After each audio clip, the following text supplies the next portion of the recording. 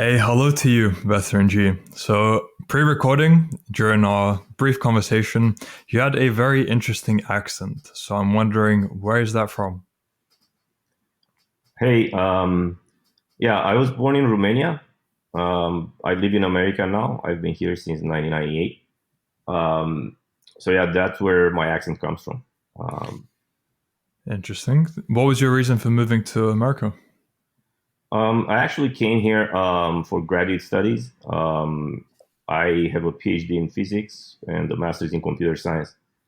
And I know maybe that's not usual for the real world or HU before, but that is my background. And I think there are lots of people with different backgrounds coming to learn new techniques of making money online and to bring their skills to this community. All right. So you say it's unusual, but coincidentally, maybe not coincidentally, the interview right before yours was with someone who's freelancing in cybersecurity. So very much related. Cool.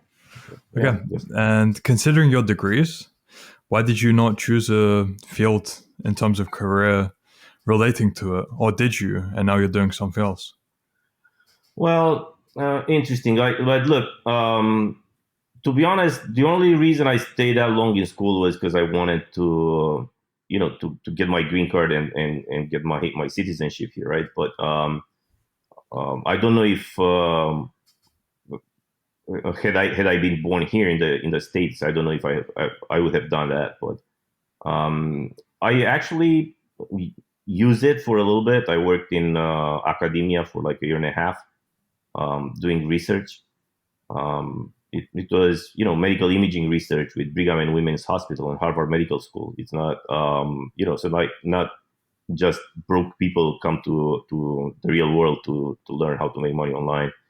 After that, I actually worked in management consulting for almost 8 years, doing very technical work.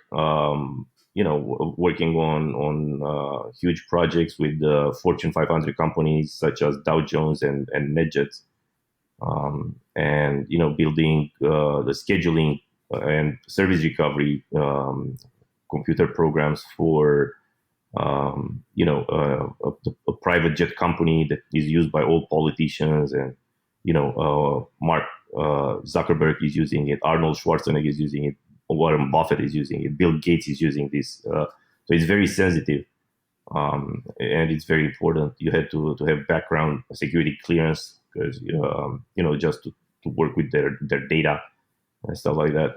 So it was technical work. It was related to my computer science and to my analytical skills. But after a while, after 8 years, it was just working for somebody else that I couldn't take anymore. Um, I had to move on my own, so I had to start my own thing. I started my own software company, helping startup companies on the technical side, and then I moved on. In 2017, I discovered Bitcoin and the blockchain space. I joined a startup in New York City in that space. I became an executive in that space, and so forth. There's a little bit more to say about it, but that's it in a nutshell. How I kind of migrated from science and very technical work towards more of business development and marketing and stuff like that. So Right, interesting. So speaking of blockchain, crypto, since you said early 2017, I believe price would mhm. have been around £600. I was looking at it in UK. So I remember Bitcoin being £600, Ethereum like £5 back then. So I'm sure Yeah, you yeah. saw those prices as well. Oh, yeah, that's the first time that I actually got into Bitcoin. I remember it was December 2016 when I first read the Bitcoin white paper.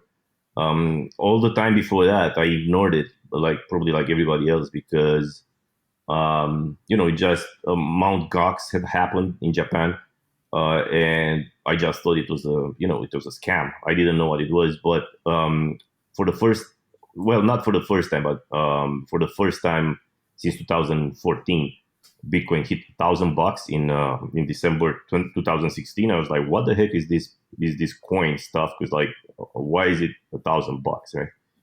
And I read the white paper and then I realized this is genius right away. It took me like 2 weeks. I studied everything that I could find on it. And then the Chinese did something and the price dipped towards $800. And that's when I started jumping in. That was Bitcoin at 800. And I was hooked. And then I met, somebody else, a very bright guy,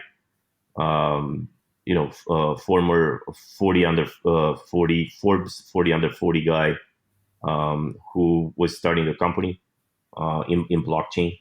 I joined, and I became the first executive in that company, the first officer besides the two co-founders. It was this guy and someone else. And actually, he had a successful exit previously. He had a Forex company and he had sold that company. It was fastest growing company in Massachusetts for 5 years in a row, and he had offices in Asia and stuff. So I started traveling there extensively. Before the pandemic, I was going to Japan, to Tokyo. I was spending 2 weeks there, and then I was coming back 2 weeks here. So it was that background, and then the pandemic hit. I did, a few other projects, and then all of a sudden you see Tate all over the internet, conquering the internet, and I got curious. I was like, "Who the heck is this guy? Let me check it out." And because he knows how to get attention, right? How to get eyeballs. But even if a lot of stuff that he says is shocking for people, I couldn't see any flaw in his logic, right? Most people are turned off because they're not using logic; they use emotion, right? But I couldn't see anything wrong in his logic when of course he says shocking stuff sometimes because he wants attention, he wants to draw people to his message, and that's how I discovered HU at that point, and that's how I got involved. And I was like, let me learn some new techniques of making money online. Why not?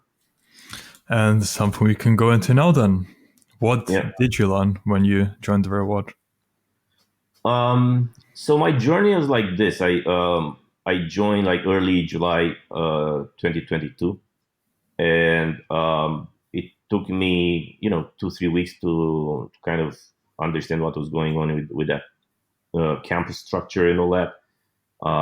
I saw a few courses there. There was the crypto course. I knew a lot about that. I didn't really need to go into it. I saw stock trading and all that. I saw freelancing.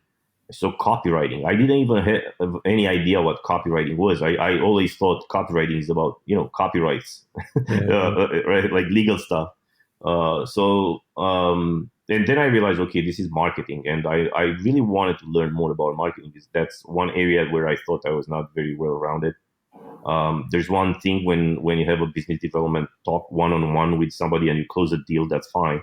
But I didn't know anything about marketing and outreach and all that, and so I stuck with it after that. And within the first month, I started making money. Now this is different for everybody, right? Obviously, somebody who has a network like I do um, can tap into that network and then use the techniques that he learns to quickly make money. But other people might struggle a little bit because they just want to apply everything that the real world professor teaches. And if there's 100,000 people trying the same stuff, it's going to be hard. So you have to find a niche. You have to find an angle where there's no competition, or you have to apply it in a different way. That's what I did. And then I stuck with it till for about 4 months. So it was, let's say, August, September, October, November, and I kind of took December off, and then other things kept happening. But for those 4 months when I was active, I made about 90K just in 4 months, and it was snowballing. It was going up. So the real world is $50, right? And you make like 90K in 4 months. So I think it's a pretty good deal. Right. I would say it's a pretty good deal as well. So, how did you acquire those clients? Were they purely through people you already knew, or was some cold outreach? Actually, a couple of them were exactly the way Andrew taught, right? I was doing the same thing that everybody was doing. I was pitching the same thing. But from those two people, maybe a total of 12K that came, and the rest was through my own network. And through kind of doing not copywriting, but using other skills like you can call it freelancing, and using my network. And but I still use techniques that Andrew teaches to close the deal. Like I am, I thought I was a pretty seasoned commercial or sales business development person, but I still learned a lot from Andrew. Andrew, when I say Andrew, I'm talking about the professor of the copywriting, not Andrew Tate, right? He obviously is very good at what he does because he's able to distill everything and put it in very short format. In 2 minutes, he can say the exact words that are needed for that lesson to be taught. So there's no fluff. There's nothing else. He doesn't waste time. It's just like a short video between 2 minutes and 10 minutes. He teaches you what to do exactly. He gives you the steps. If you just follow what he says, that's it. You know how to do it. I'm sure that he updates that stuff all the time. I have to go back right now because, as I said, after I made that money, then other things happen in January. From some other stuff that I had going on. I had a large amount of cash coming in, so I didn't really go back. But I want to go back just to update because I know that he's constantly adding stuff, adding techniques, showing what works and what doesn't work anymore. So I'll keep updating that because like right now I have other ideas in mind. And my takeaway from that experience is learn everything that he teaches and then think outside the box. How can you apply that in a way that nobody else applies it to make better money, right? So Right. 90K in 4 months, it's pretty good. Right, for sure. And considering your experience, how Mhm. different was the material within the real world from what you saw compared to what's out there on the internet? um, I don't know. I've never seen stuff like that. And again, I'm talking about Andrew's copywriting campus. Because that stuff is simply top notch. And it's not in a pretentious way. It's not taught in a pretentious way. There's nothing formal. I hate formal. I hate. I was working in management consulting, working with Fortune 500 companies. I was wearing suit and tie. I hate that stuff. I'm not formal. I can sit on my couch right here and make 30K a month easy from this stuff, right? So just by and you just have to be yourself and apply the stuff you know, right? There's nothing else. If you are just starting, you don't have to pretend you're somebody else. You have to go and put in the work. You'll get clients. If you are more experienced, then yeah, you can apply the same thing. It's gonna happen faster for you. It's gonna happen with bigger amounts of money, but you still can learn from those techniques from what Andrew teaches. So I'm actually very happy with that, and that's the reason I wanted to do this interview. So that more people find out about it and they can become independent. Right. I appreciate that. Now, you said copywriting was until roughly November, December. So, what have you been doing since then, if you're comfortable revealing? Um, well, I'm working on different deals, and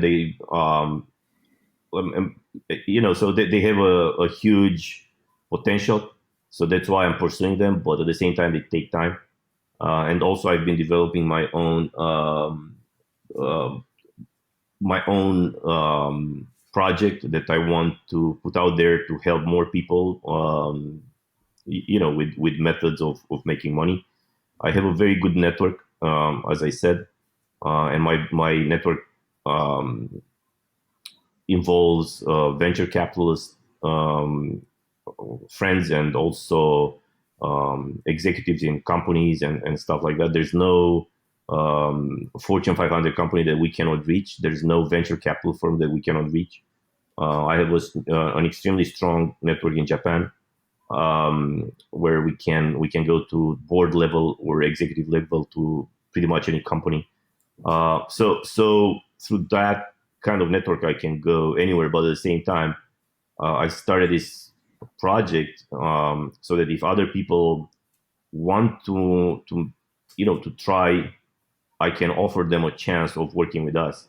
I don't have time to pursue everything, right? But I can show people, okay, this I want you to do this side, and then if it pans out, you can make money by helping us.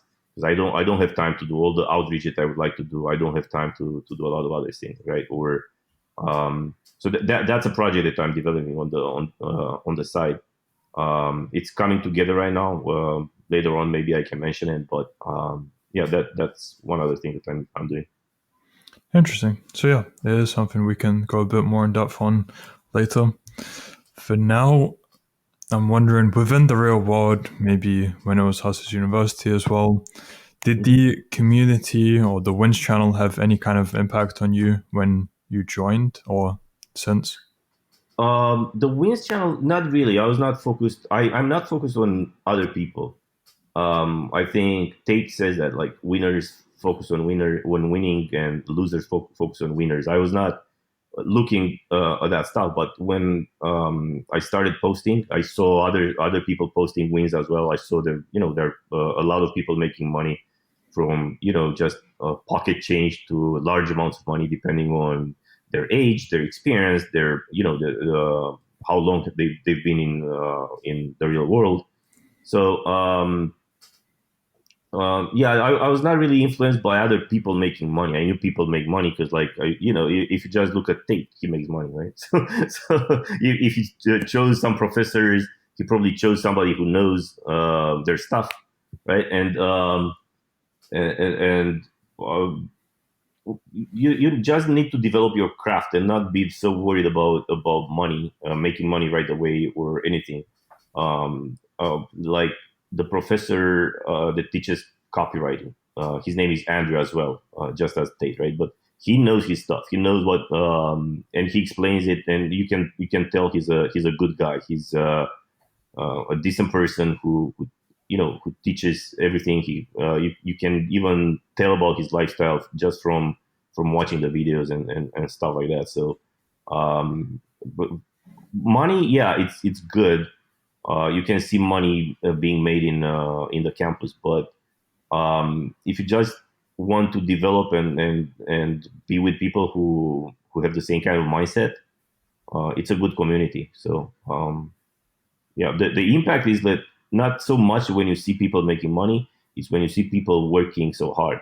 But like, I can't say that I'm the hardest working person.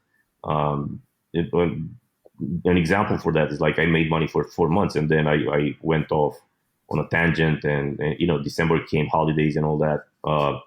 But if I want to focus, I'll focus. If I see those people working that hard, I can work as hard, if not harder.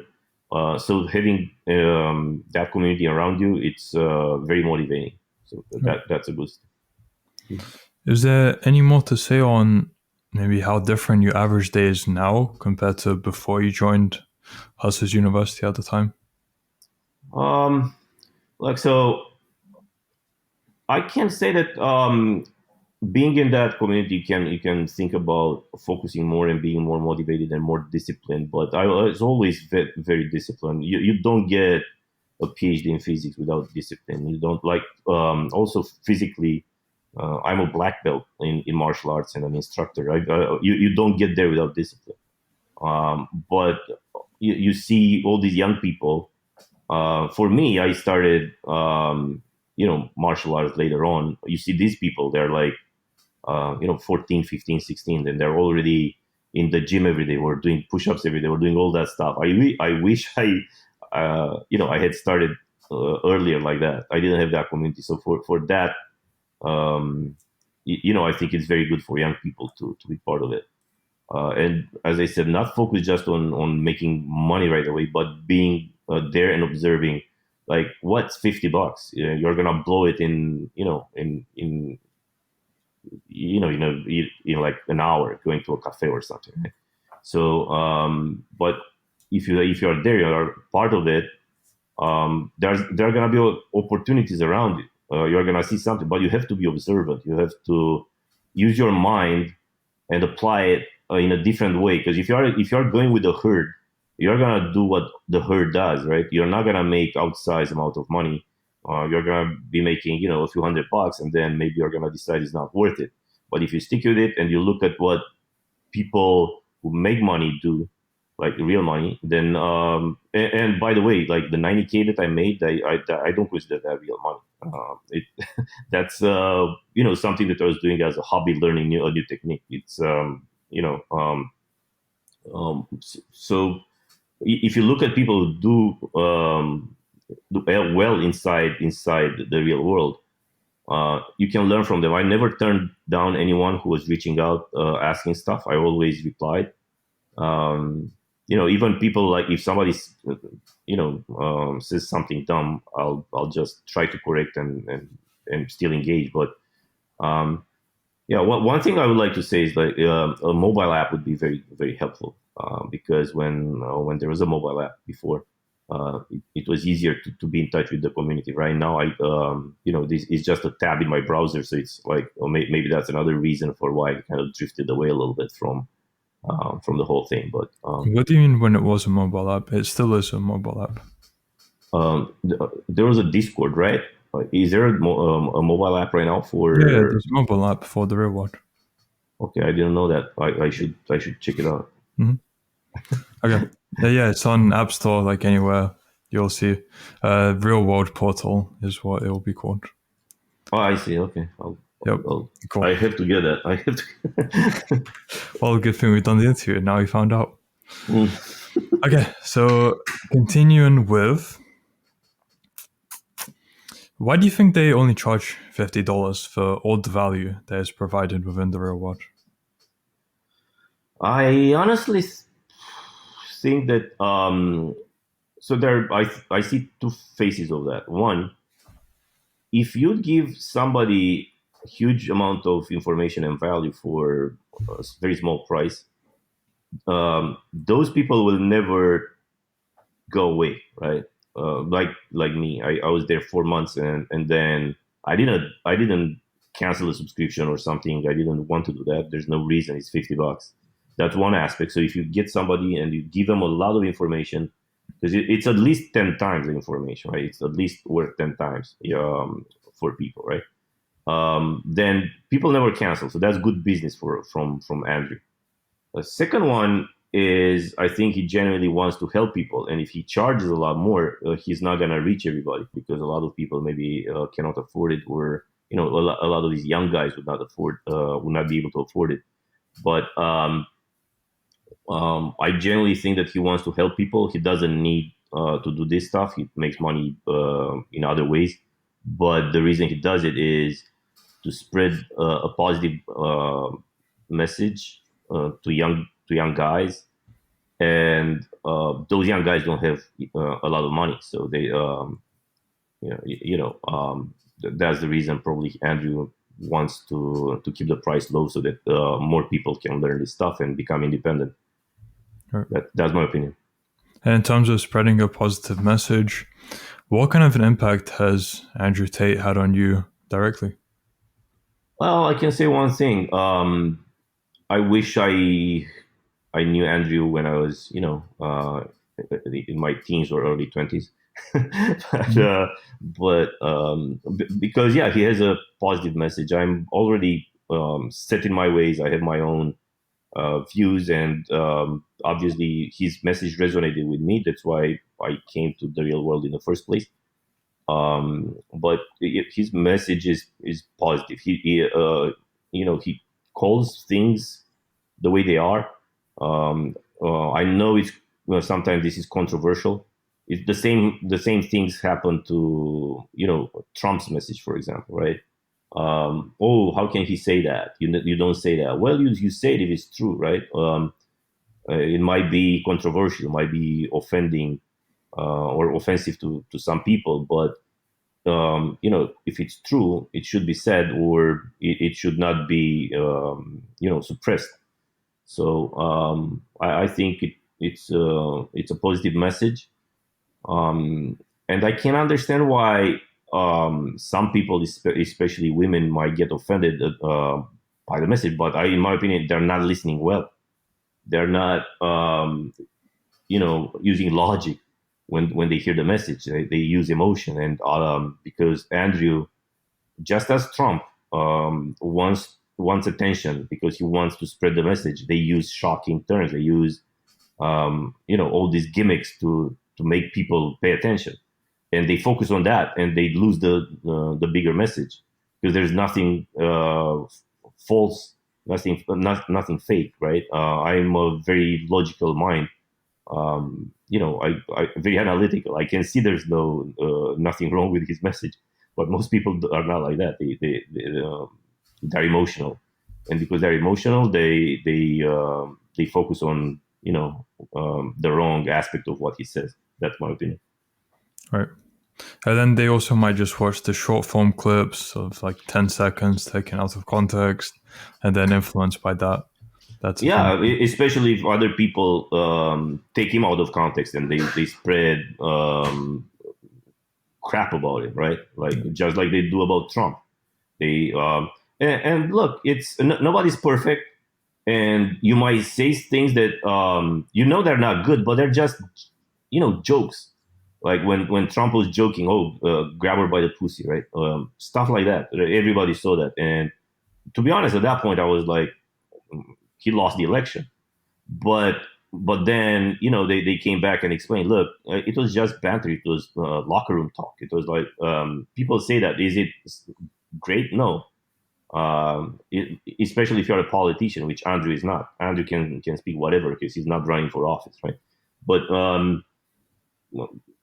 guys joke around just like girls joke around. Like girls wouldn't want guys to hear them talk in the locker room, right? So it's the same with Andrew when he jokes about stuff, and then people take him out of context, and then detractors take him out of context and show like a 10-second clip of what he said.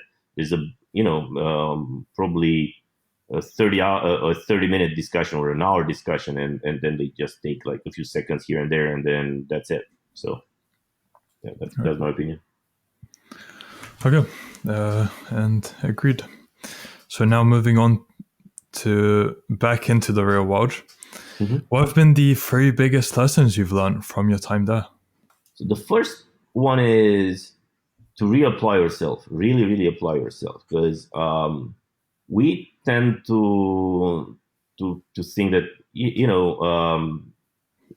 good enough is good enough, but it's not good enough. You can always do better. You can always focus more and get more. And not all of us are the same, right? Like somebody like Tate, he really wants the most that he can get. But if you look, for example, at his own story, his father's story, right? His father was a genius. He was like this chess grandmaster, but he didn't care that much about money. That's why he didn't make much money, whereas Andrew makes a lot of money because Andrew wanted it, and his dad did not want the money. So it's fine. So between those extremes, like somebody being very bright and not really wanting money, and the other case, which is Andrew, which he really wanted money because he wanted to be free and independent. So there's a whole spectrum in between. So it's okay if you don't want like to focus on money 100%. There are other aspects as well, but you really have to apply yourself to at least the level where you are free and independent, so that you don't have to do as you're told all your life, because that's not a life that you may live as you may want to live. Like I said, I quit a very lucrative job in management consulting because I just couldn't take anymore being told what to do in a job, because in the end, you're just an employee.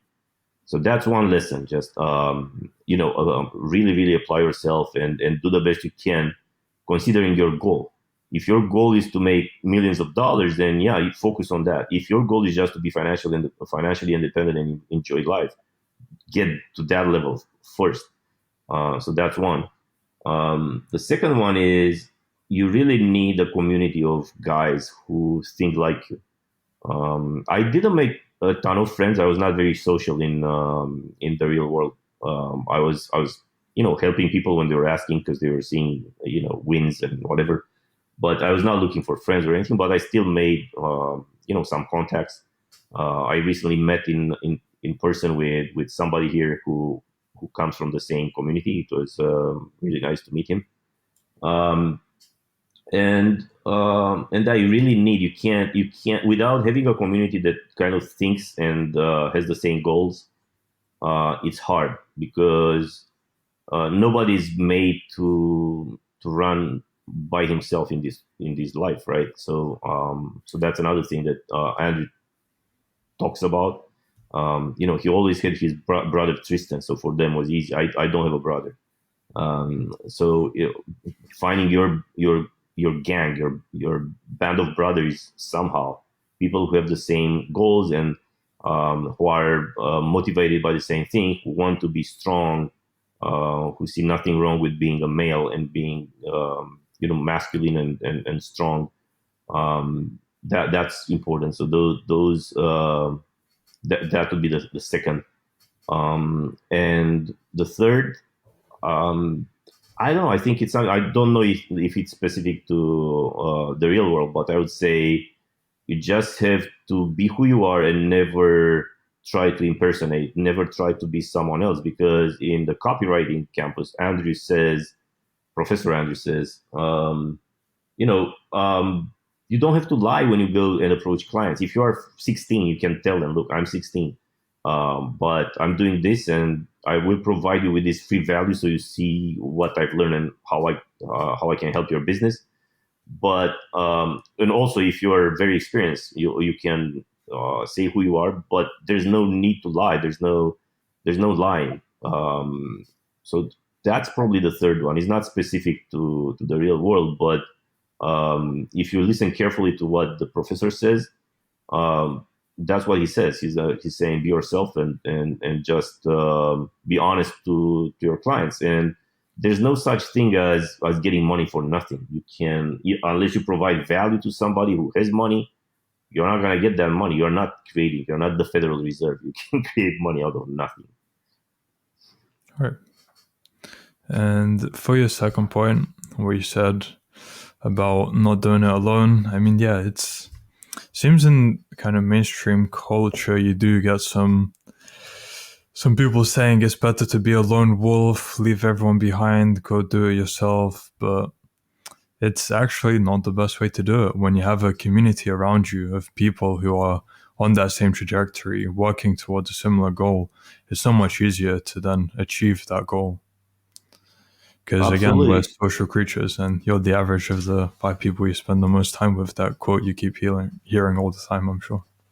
Absolutely. It's not just that, but look, any business, if you don't know how to work with other people, you're not going to be successful in business. You can maybe be some sociopath freelancer that does well, makes money, but in business, you need a team, right? So let's say you want to develop something, and in this day and age, everything is on the internet, right? You so first you need some designers, you need some programmers to come up with an app or whatever your idea is. So there's technical people, and then you are gonna need commercial people, you need marketing people, you need maybe a legal team, maybe you need some accountants, you need something. And yeah, you can outsource all those things, but you still need them. You still need to communicate with those people. You need a team. You're not going to be successful. Look at any company that made it big. There was a team of co-founders, and very rarely you have just one guy. If that's the case, usually is because you already won, and now he doesn't want to partner anymore. and he has so much money that he can just pay everybody and tell them what to do. But even in that case, he still has his team of advisors. He still has people he can trust and rely on. So it's never like if you want to make it big, you're not gonna. There's that saying: if you want to go fast, go alone. If you want to go far, you go together. So I think it's important. And as I said, my own experience in this, in this campus is, I'm saying it's $50, Mhm. and if you apply yourself, you can make tens of thousands of bucks in a few months. So Right. just using those techniques, nothing else. All right, great point. Now, since you're on this trajectory, where do you see your life heading in, let's say, 6 months to 1 year?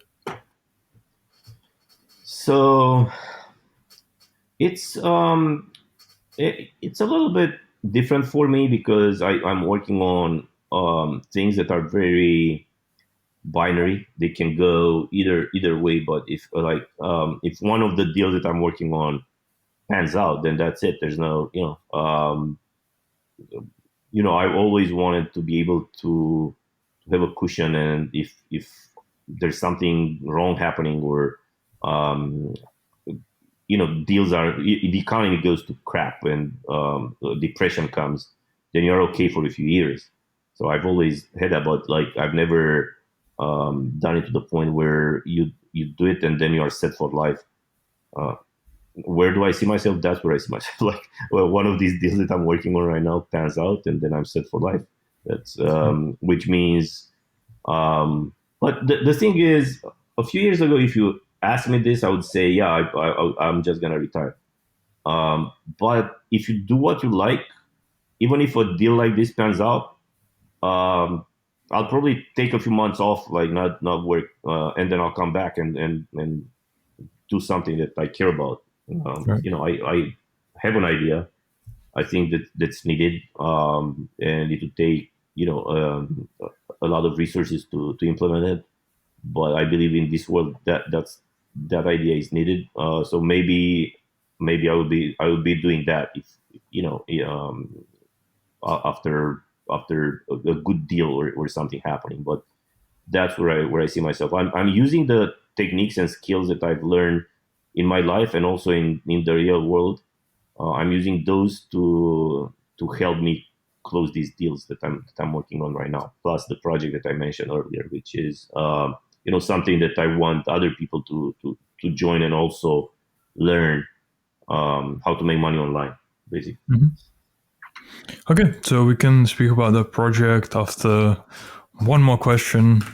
So, from my end, I only have one more question, and that Okay. being for people who are still unsure about joining the real world, maybe they're thinking it's a scam. Surely what this man has said is not true.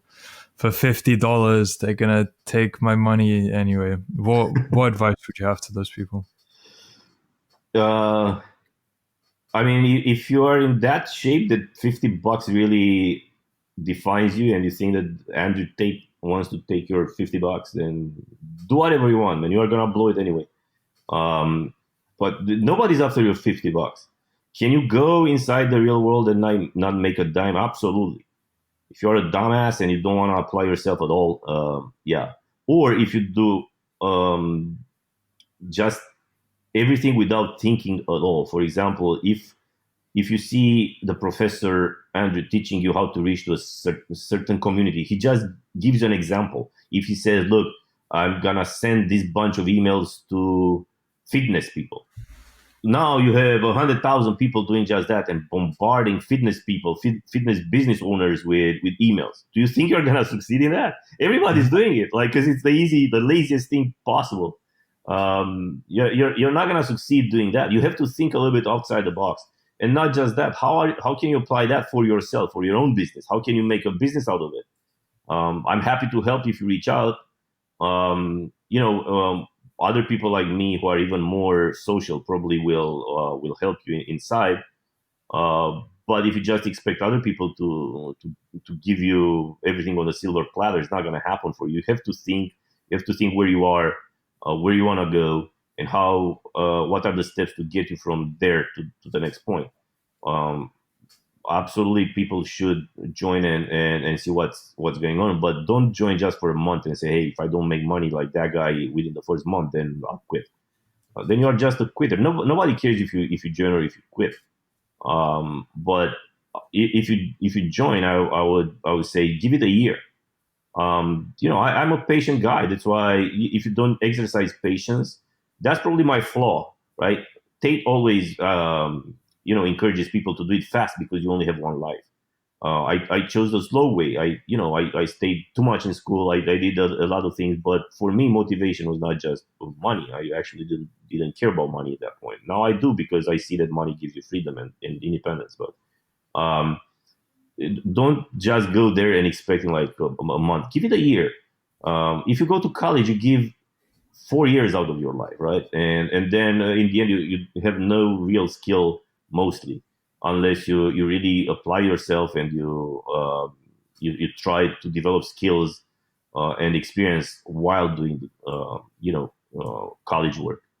But most degrees give you no real experience. Like if you go to something like computer science, yeah, you're gonna learn how to program. You're gonna have some experience after 4 years, and but you still have to apply yourself outside class to be able to make money right off after college. And it's 4 years, and most people go to masters or even higher. Give it like 6 months to a year inside the real world and see but really apply yourself, work daily, and you're gonna make money. That's my advice, and is my belief. You don't really even need that much, but that should be your mindset. You should not go there and say, hey, I'm gonna make money in a few weeks and whatever. Go there, you're gonna find a community. Maybe somebody like me would be willing to work with you.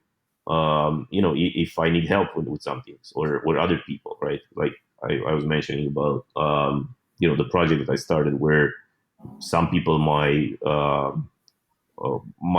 get lucky and be chosen to help us and to join us and help us with different things and make money alongside. So that's my advice. Come join, see what's about. Give it 6 to 12 months, and your life will change. All right, great answer.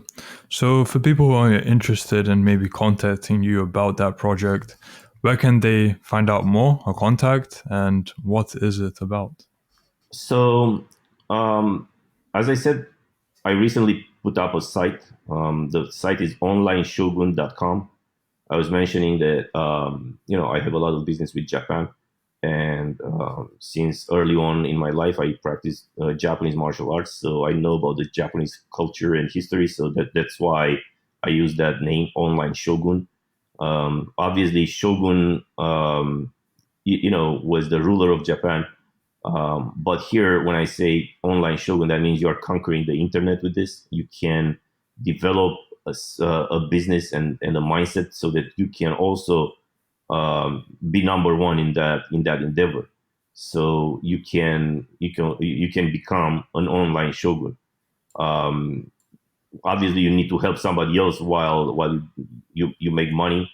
But if you go to onlineshogun.com, you can enter your email address, and then there's gonna be a free report sent to you where we describe the strategy, and that's it. The site is still under construction, so please, be nice to us. But we're gonna keep adding information and methods of making money, and products from clients that I help. And, these are Wall Street veterans. They're like traders or people who teach others how to become a coach in different aspects, and they make money. Everything is gonna be about methods of making money online. That's what this is gonna be about. OnlineShogun.com. If you just enter your email there, we'll be in touch for sure later on, and you'll learn something, and you might end up working with us directly. Okay, so that will be in the description of the video. And VeteranG Thank you for your time.